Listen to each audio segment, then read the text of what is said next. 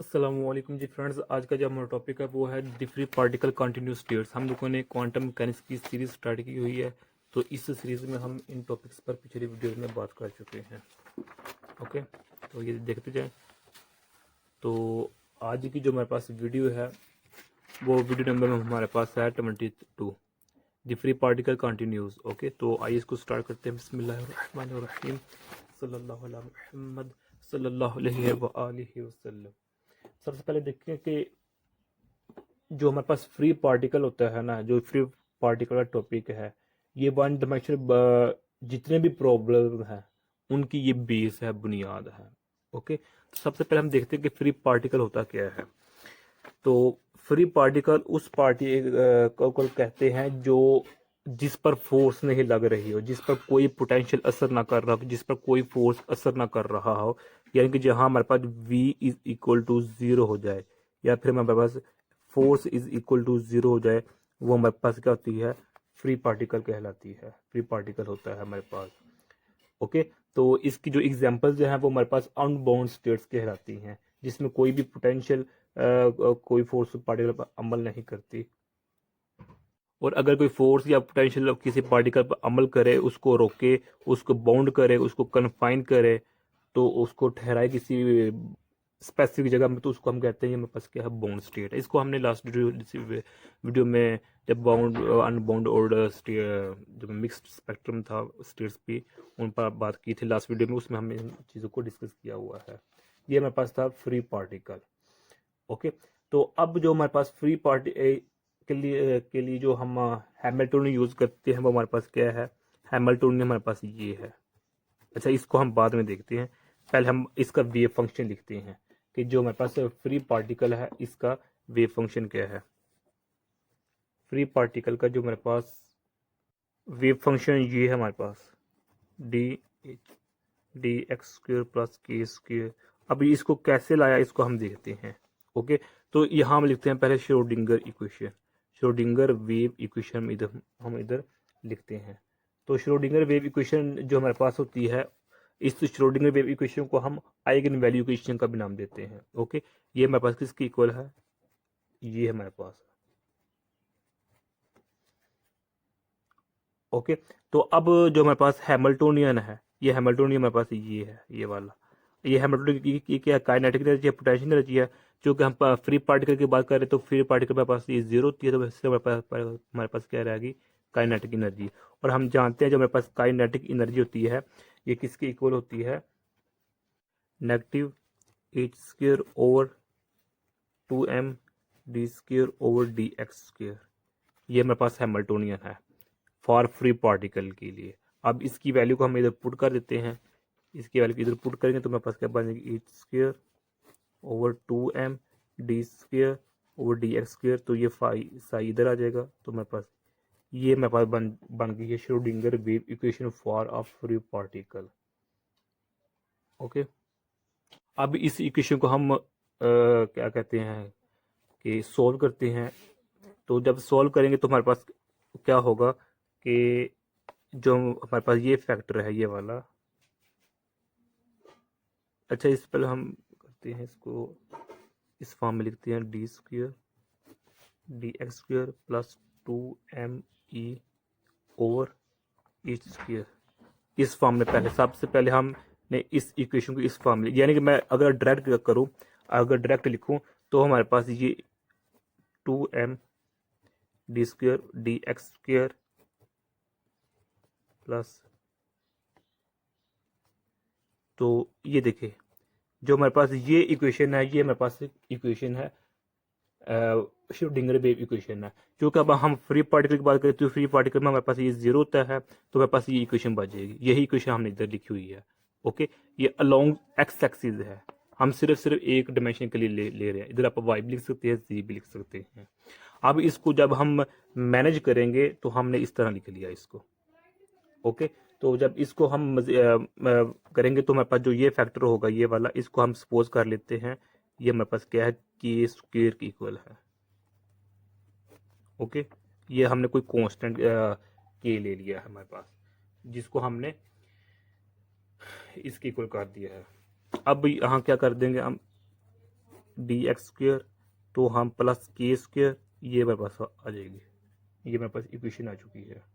Okay, तो जब इसको हम सॉल्व करते हैं तो क्या करते हैं, इसमें से हम कॉमन निकाल लेते हैं, इसको कॉमन निकाल हमारे पास ये आ गया। तो जब हम इसको सॉल्व करेंगे तो हमारे पास इसका आंसर आ जाएगा डी स्क्वेयर की स्क्वेयर। इसको जब हमने सॉल्व किया तो मेरे पास ये आ गया, ये आ गया मेरे पास। यहाँ से हम D square plus K square is equal to zero, इधर जीरो हो जाएगा तो मेरे पास D square is equal to negative K square हो जाएगा। ओके, तो यहाँ से जब इसको हम ख़त्म करेंगे तो हमारे पास क्या आ जाएगा, प्लस नेगेटिव, ये हमारे पास आ जाएगा, क्योंकि जब हम दोनों साइड पर कह लेंगे स्क्वायर लेंगे हमारे पास ये आंसर आ जाएगा। ये डी की वैल्यू आ चुकी है। अब जो हम निकालना चाह रहे थे वेव फंक्शन कि जो हमारे पास इसका है फिर फार फ्री पार्टिकल की जो हमारे पास कंप्लीट वेव फंक्शन है वो हमारे पास क्या है, ये आ जाएगा हमारे पास। ओके, ये इधर पॉजिटिव है तो आई के एक्स प्लस इधर नेगेटिव है ए नेगेटिव आई के एक्स।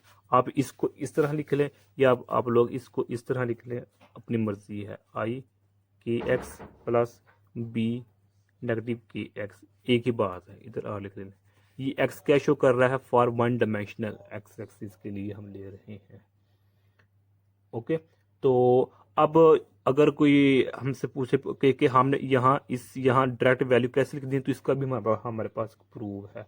वो खैर प्रूव हम इधर नहीं करेंगे, चलिए अगर इसका प्रूफ देख रहे हैं तो इधर ही हम देख लेते हैं। ये देखें, ये मैं कि हमने यहाँ से इसको हम ले लेते हैं, ये दो टर्म है, हम फर्स्ट टर्म को ले लेते हैं। फर्स्ट टर्म हमारे पास क्या है, इसको हम सपोज कर लेते हैं, ये हमारे पास इधर वन लगा ले लेते हैं। ओके, ये मेरे पास आ गया।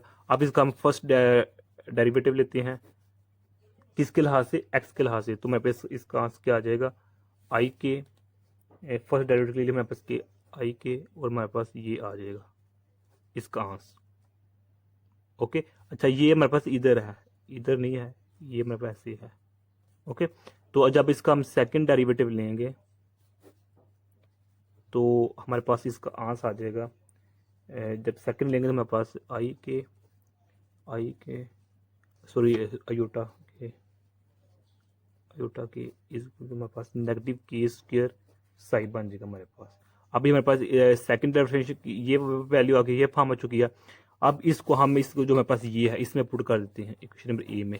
जब इसकी वैल्यू को इसमें पुट करेंगे तो हमारे पास क्या आंसर आ जाएगा, ये है नेगेटिव की स्क्वायर साई है, तो यहाँ नेगेटिव के पुट कर मेरे पास ये क्या हो जाएगा, जीरो, एक दूसरे की इक्वल, इधर भी जीरो इधर भी जीरो। तो ये क्या प्रूव हो गया कि जो हमने ये सोल्यूशन लिखा है, डी से डायरेक्ट लिखा है wave function of free particle के लिए, वो हमने दुरुस्त लिखा है। सिमिलर अगर हम इसके लिए प्रूव करें तो यही हमारे पास आंसर आएगा।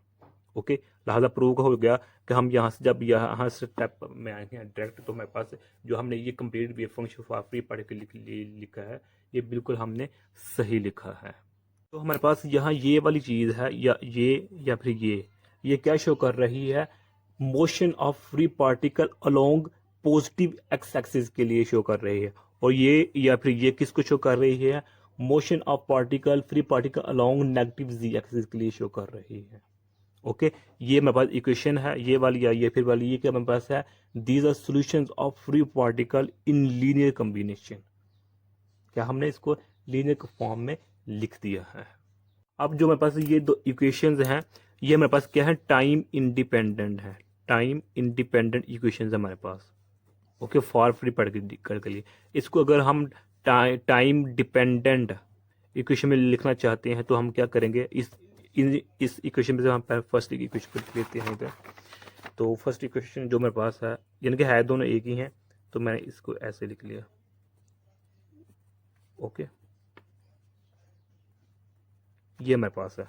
अब ये टाइम क्या है, इंडिपेंडेंट है, चूंकि इसमें एक्स कंपोनेंट है, टी का कोई कंपोनेंट। इसको अगर हम टाइम डिपेंडेंट में लिखना चाहें तो हम किस तरह लिखेंगे, इधर हमारे पास टी आ जाएगा, टी का फैक्टर ऐड कर देंगे, तो हमारे पास इधर क्या होगा कि अयोटा के एक्स नेगेटिव ओमेगा टी आ जाएगा। ओके, तो हमारे पास इधर आ जाएगा फिर हमारे पास। अच्छा, ये क्या शो कर रही है, ये सिर्फ डायरेक्शन को शो कर रही है, इसको और कोई पर्पज नहीं है। ये अलोंग पॉजिटिव एक्सिस और ये अलोंग नेगेटिव एक्सिस के लिए। तो अब यहाँ हमारे पास क्या आ जाएगा, ये हमारे पास फॉर्म आ जाएगी, सॉरी ये हमारे पास ऐसे होगा, ऐसे। ओके हो गया। अब जो हम जानते हैं जो हमारे पास ओमेगा है ये किसी के होता है, एनर्जी ओवर एज कट के होता है। तो जब इसको हम सोल्व करेंगे तो हमारे पास क्या आ जाएगा, ई की जब हम वैल्यू को ऐड करेंगे तो हमारे पास एज कट स्क्वायर, इसका स्क्वायर ओवर 2m। तो जिसको हम सॉल्व करेंगे तो हमारे पास क्या आंसर आ जाएगा, ये आ जाएगा ये मेरे पास आंसर आ गया। अब इसकी वैल्यू को इधर अगर हम पुट कर दें तो मेरे पास क्या बन जाएगी, योटा की एक्स नेगेटिव एच की ओवर 2m टी प्लस ये क्या आ जाएगा हमारे पास, योटा की एक्स प्लस एच की square over 2m T. Okay, ये मेरे पास इसकी इक्वल आ गया है। लो जी, अब देखें कि ये टाइम क्या था, इंडिपेंडेंट था, अब ये क्या हो चुका है, टाइम डिपेंडेंट हो चुका है, टी का फैक्टर आ चुका है हमारे पास। ये भी ठीक है इक्वेशन, ये भी ठीक है, इसमें भी टाइम का फैक्टर है, इसमें भी टाइम का फैक्टर है।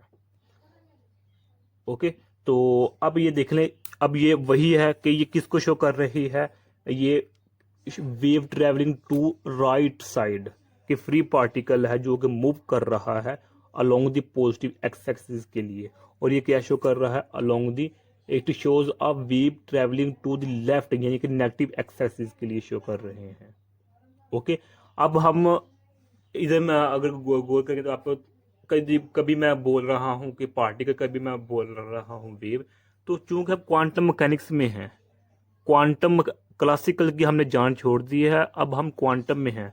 क्वांटम मैकेनिक्स में जब भी हम किसी पार्टिकल का नाम लेते हैं तो उसका मतलब है कि पार्टिकल इसके साथ एसोसिएटेड होती है इसकी वेव।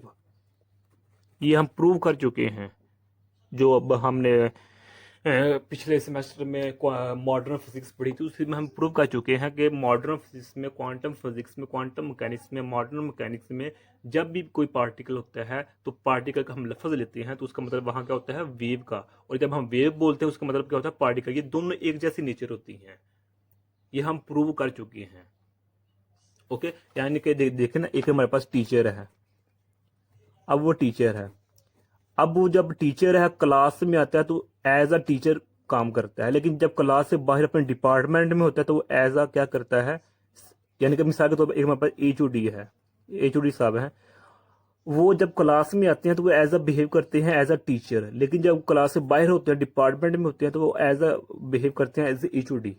एक ही टीचर है, एक ही बंदा है, एज अ एचओडी भी काम कर रहा है, एज अ टीचर भी। ओके, लेकिन ये यानी कि एक इंसान है, जब वो घर में शादीशुदा उसके बाल बच्चे, जब वो घर में होता है इंसान है, तो घर में क्या होता है, अपने बच्चों का बाप होता है, वालिद होता है। लेकिन जब बाहर आता है तो किसी का ताया होता है, किसी का चाचा होता है, किसी का अंकल होता है, किसी का कजन होता है, किसी का कजिन होता है। तो ये है एक बंदा, उसके साथ कई फैक्टर रिलेटेड हैं। इसी तरह क्वांटम मैकेनिक्स में जब पार्टिकल की बात करते हैं उसका मतलब है कि वेव भी उधर है, जब हम वेव की बात करते हैं उसका मतलब पार्टिकल भी उधर ही है। ओके, और एक और बात याद रखिएगा कि क्वांटम मैकेनिक्स में किसी भी चीज की एग्जैक्ट वैल्यू नहीं आती। Quantum mechanics can not gives probabilistic but not, sorry, जो हमारे पास होता है ना, ये हमेशा क्या देता है, प्रोबेबिलिस्टिक वैल्यू देता है, वेल डिफाइंड वैल्यू नहीं देता, एग्जैक्ट वैल्यू क्वांटम मैकेनिक्स हमें नहीं देता। ओके, ये हमेशा प्रोबेबिलिस्टिक वैल्यू देता है हमें, यानी कि आज देखो ये मेरे पास एग्जैक्ट 15 है, क्वांटम मैकेनिक्स में भी 15 नहीं, बल्कि क्वांटम मैकेनिक्स में इस कि क्या होगा कि अप्रोक्सीमेटली 15 होगा। ये मैंने मिसाल के तौर पर आप लोगों के लिए अर्ज किया है कि क्वांटम मैकेनिक्स हमें कभी भी वेल डिफाइंड वैल्यू यानी कि डिटर्मिनिस्टिक वैल्यू कभी भी नहीं देता हमें, जो हमारे पास क्वांटम मैकेनिक्स है। अब हम बात करते हैं कि जो फ्री पार्टिकल है, फ्री पार्टिकल से रिलेटेड जो तीन हमारे पास जो मुश्किलात है वो क्या है। पहली मुश्किलात प्रोबेबिलिटी। प्रोबेबिलिटी का मतलब इधर मैं लिखता हूँ पोजीशन, यानी कि मैं सिर्फ अभी समझाता हूँ क्या है ये। सबसे पहले देखें जो प्रोबेबिलिटी होती है हम किस तरह डिफाइन करते हैं। जो हमारे प्रोबेबिलिटी होती है उसको हम इस तरह कर लिखते हैं ना कि अगर हमारे पास प्रोबेबिलिटी हम फाइंड करना चाह रहे हैं तो एक्स किसके लिए? टाइम डिपेंडेंट वेव इक्वेशन के लिए, फॉर फ्री पार्टिकल की हम बात कर रहे हैं। ओके, तो हम उसको फिर इस तरह लिखते हैं,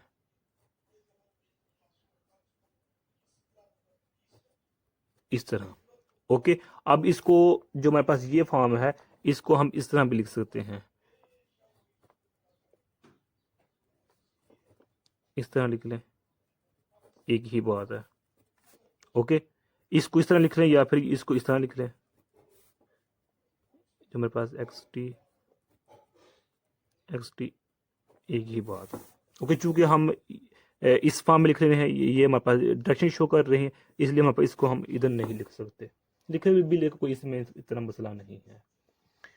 ओके, अब जिस तरह हम पीछे देख चुके हैं कि जो मेरे पास ये है, ये किसके इक्वल है? ये इसके इक्वल है। ओके, और जो मेरे पास ये वाला है नेगेटिव वाला, ये इसके इक्वल है, ये इसकी इक्वल है ना, ये इसकी इक्वल है। अब हम क्या करते हैं, इसको लिखने की जो टाइम डिपेंडेंट है, इसके लिखने के बजाय हम सिर्फ एक्स के लिए लिखते हैं प्रोबेबिलिटी। ओके, तो हमारे पास ये आ जाएगा सिर्फ एक्स के लिए। ओके, इसको फिर हम इस तरह लिख सकते हैं, इस तरह। ओके, अब जो हम इसकी वैल्यू पुट कर देते हैं, इसकी वैल्यू क्या है हमारे पास?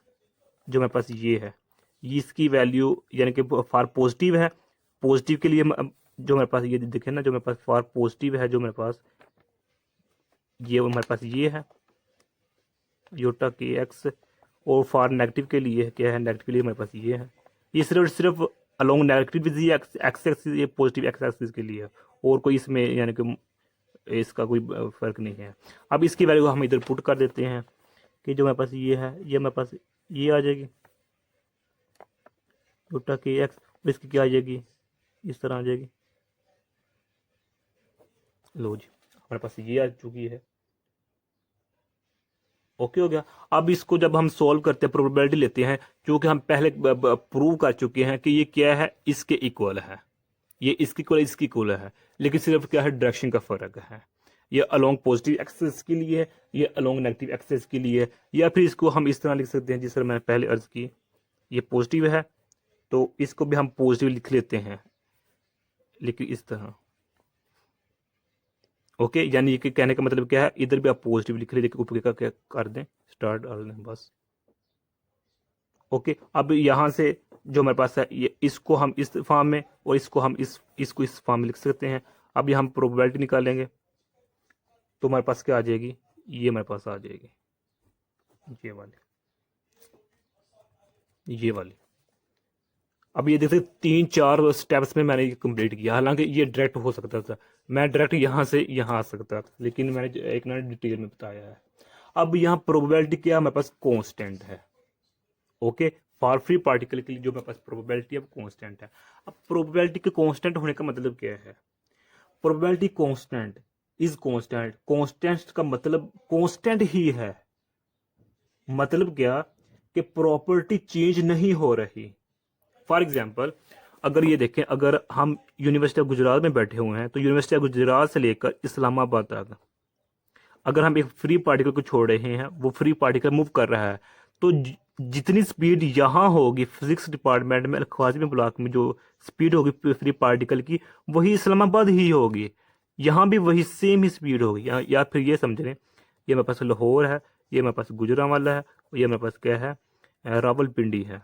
ओके, एक फ्री पार्टिकल है जिसको हमने लाहौर से छोड़ा है और रावलपिंडी जा रहा है या इस्लामाबाद जा रहा है, तो जो स्पीड लाहौर थी वही हमारे पास गुजरांवाली होगी, और वही स्पीड क्या होगी, रावलपिंडी होगी। वही स्पीड लाहौर से शेदर मुरीद के आते जाए कामों की, मोड़ेनाबाद, गुजरांवाला, फिर निकलते जाए वजीराबाद, आगे गुजरात, ये तमाम पॉइंट्स पर जो फ्री पार्टिकल की जो स्पीड होगी वो सेम ही होगी। प्रोबेबिलिटी के कांस्टेंट होने का ये मतलब है। अब इसका एक नुकसान हो गया, जिस तरह हमने पहले बताया कि इसकी जो डिफिकल्टीज हैं, पहली डिफिकल्टी इसकी क्या है, मुश्किल क्या है, मसला इसका क्या है कि हमें फिर पोजीशन का कैसा पता लगेगा कि अगर हम मिसाल के तौर पर अगर हम ये पॉइंट है ए का है, पॉइंट ए है, इस पॉइंट ए पर हम फ्री पार्टिकल की पोजीशन फाइंड करना चाह रहे हैं, तो हम किस तरह फाइंड करेंगे? ये हमारे पास हमारे लिए मसला हो जाएगा। ओके, एग्जैक्ट जो हमारे पास पोजीशन है वो हम नहीं फाइंड कर सकेंगे। यहाँ भी, यहाँ भी, यहाँ भी, यहाँ भी, किसी भी पॉइंट पर। तो अगर देखा जाए जो अनसर्टेनिटी प्रिंसिपल है उसके अकॉर्डिंग क्या होता है कि अगर मोमेंटम जीरो है, अगर हमारे पास क्या है मोमेंटम जीरो है, तो हमारे पास पोजीशन क्या हो जाएगी, इन्फिनिटी हो जाएगी। ओके, और अगर हमारे पास मोमेंटम इन्फिनिटी है, तो हमारे पास पोजीशन क्या हो जाएगा, जीरो हो जाएगा। ये हमारे पास क्या है, तो जो हमारे पास अनसर्टेनिटी प्रिंसिपल है हमारे पास ये। ओके, हमारे पास लिहाजा हमारे पास पहला मसला क्या आ गया कि हम एग्जैक्ट जो हमारे पास पोजीशन है वो नहीं फाइंड कर सकते। अब जो हमारे पास सेकंड मसला आ गया है, वो सेकंड मसला क्या है। अच्छा, जो पहला मसला है उसको देख लें कि due to complete loss of information about the position and time for a state with definite momentum, यानी कि देखें ना, जिस मैंने ये बात की, अगर मोमेंटम जीरो है तो पोजीशन इन्फिनिटी हो जाएगा, अगर पोजीशन इन्फिनिटी है तो जो मेरे पास है मोमेंटम, अगर मेरे पास पोजीशन जीरो है तो मोमेंटम इन्फिनिटी हो जाएगा। सिमिलरली यही केस है कि अगर हमारे पास जो हमारे पास ई है, अगर वो हमारे पास जीरो हो जाए तो हमारे पास डेल्टा टी इन्फिनिटी हो जाएगा। अगर हमारे पास डेल्टा टी इज जीरो है तो हमारे पास डेल्टा ई की एनर्जी क्या हो जाएगी, इन्फिनिटी हो जाएगी। ये भी एक मसले है इधर हमारे पास। अब सेकंड मसला क्या है, सेकंड मसला ये है कि जो वेव की स्पीड है, वेव की स्पीड, वेव की स्पीड और पार्टिकल की स्पीड, वह इसकी पार्टिकल की स्पीड, अब इन दोनों में है, ये देखें कि फार फ्री जब हमने यहाँ से पार्टिकल छोड़ा वो इस्लामाबाद की तरफ जा रहा है। अब यहाँ क्या होगा कि जो पार्टिकल की स्पीड है ना, वो उसी अपनी वेव की स्पीड से दुगनी है, डबल है।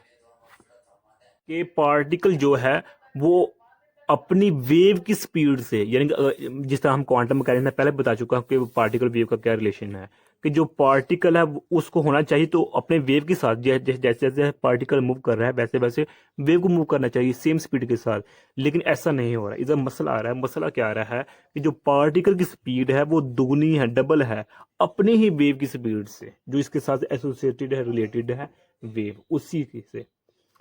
ओके, तो इसको हम जो इक्वेशन की फॉर्म में है वो इस तरह लिख सकते हैं कि हमारे पास ये वेव की स्पीड है, ये किसके इक्वल है, हमारे पास एच कट ओवर 2m, ये किस में है, क्वांटम मैकेनिक्स में है। अगर इसी वेव की स्पीड को हम देखें क्लासिकल पॉइंट ऑफ व्यू से, क्वांटम क्लासिकल मैकेनिक्स के, तो हमारे पास क्या होगा, इस तरह होगा हमारे पास। ओके, या फिर इसको आप इस तरह लिख सकते हैं, ये डबल है और ये मेरे पास क्या है, वी है, क्वांटम है ये मेरे पास। ओके, अब जो हमारे पास थर्ड मुश्किल आ रही है, जो प्रॉब्लम आ रही है वो हमारे पास है, या फिर इसको आप इस तरह लिख सकते हैं, ये डबल है और ये मेरे पास क्या है, वी है, क्वांटम है ये मेरे पास। ओके, अब जो हमारे पास थर्ड मुश्किल आ रही है, जो प्रॉब्लम आ रही है वो हमारे पास है नॉर्मलाइजेशन, जो मेरे पास थर्ड है वो हमारे पास है नॉर्मलाइजेशन। ओके, के जो वेव फंक्शन है फॉर फ्री पार्टिकल के लिए वो नॉर्मलाइज नहीं है, वो the wave functions are not normalisable. Okay, अब वो देखें कि ये मेरे पास इक्वेशन है,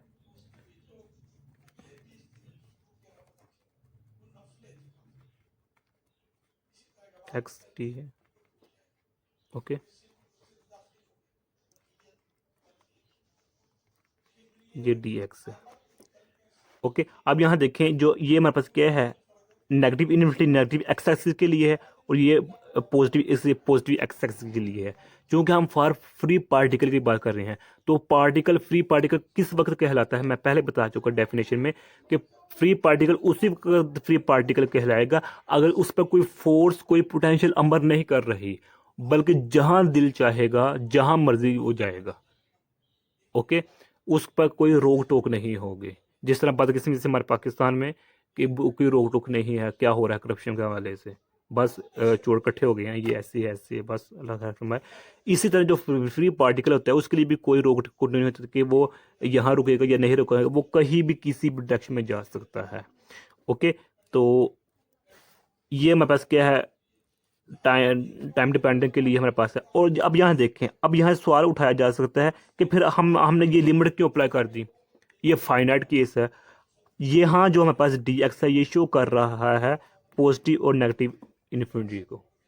यहाँ कोई भी फाइनाइट नहीं, लेकिन हमने अपने आसानी के लिए हमने क्या लिख लिया है, डी एक्स लिख लिया है।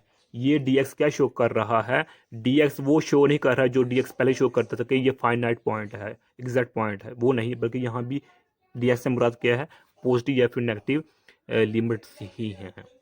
तो लिहाजा क्या हो गया, क्या मतलब हुआ कि जो फ्री पार्टिकल का वेव फंक्शन है वो नॉर्मलाइज नहीं हो सकता। तो नॉर्मलाइज नहीं हो सकता, इसका मतलब क्या है कि यहाँ क्या हम कर रहे हैं कि इधर कौन सी अनबाउंड स्टेट बन गई है। ये वैसे मैंने जनरल लिखा है, ये आप लोगों ने लिखना नहीं है, आप लोगों को समझाने के लिए कि अनबाउंड स्टेट में क्या होता है कि वो भी कि फ्री पार्टिकल की तरह ही होता है जहाँ मर्जी जाए। अब ये तीन डिफिकल्टी, तीन हमारे पास क्या है, मसाइल आ चुके हैं। अब इन इन तीन मसाइल को हम एक इक्वेशन की मदद से सॉल्व करने की कोशिश करते हैं। ओके, और जो मेरे पास वो इक्वेशन क्या है, वो मेरे पास इक्वेशन ये है।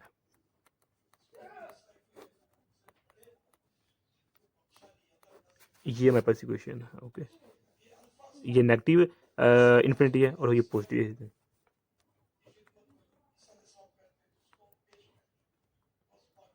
ये मेरे पास एक्स है, ये मेरे पास डी के।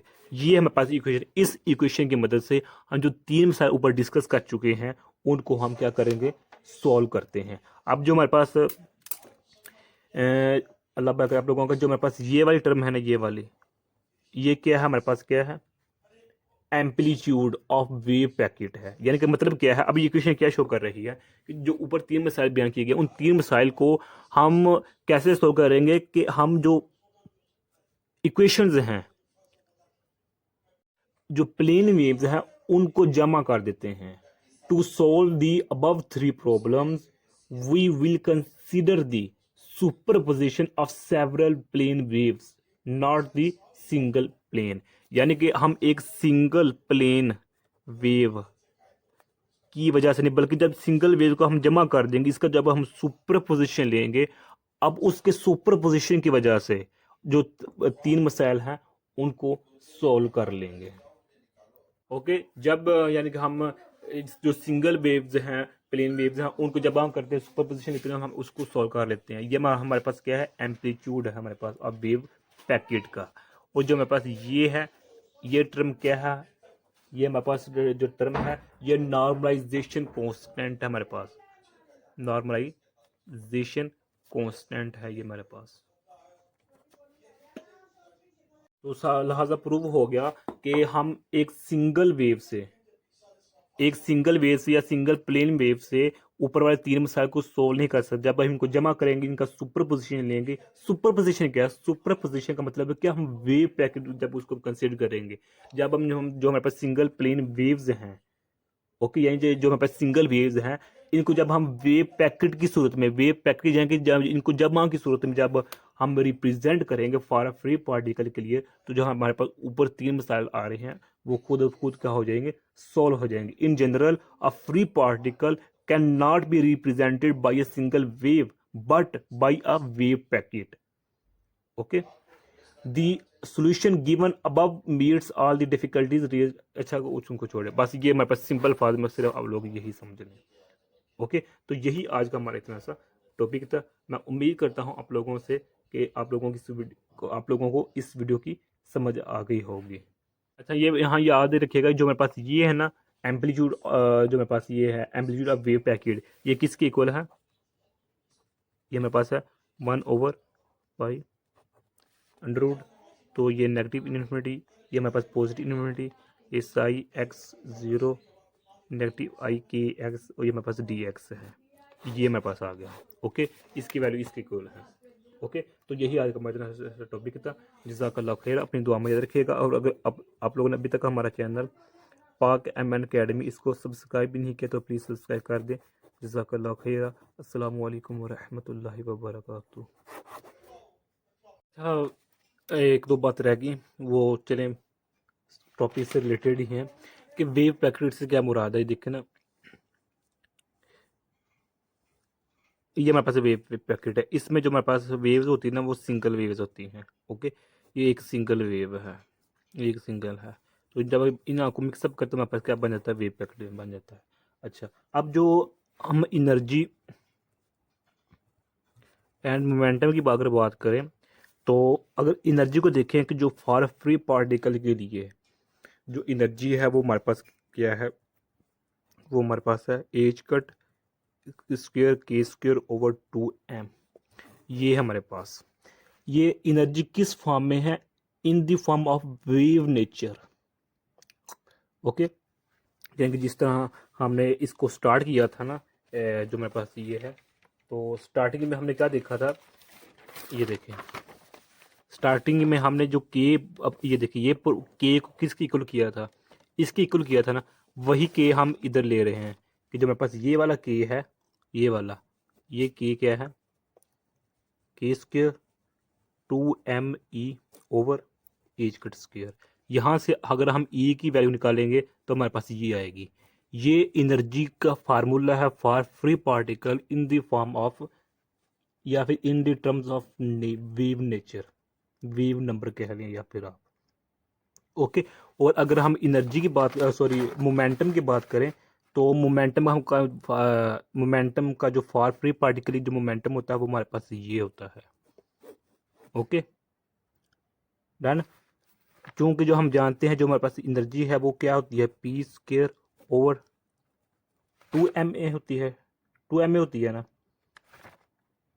और ये क्या है, एनर्जी है, ये भी एनर्जी है। इन दोनों को जब हम आपस में इक्वल करते हैं, h cut square k square over 2m, ये इस चीज से कैंसर, तो p square h cut square k square, या इसको हम फिर p equal to h cut इस तरह लिख सकते हैं। ओके, तो यही एक दो बातें थी, इसके अलावा और भी बातें निकली, चूंकि वीडियो लेंथी हो गई है तो इसलिए माजरत।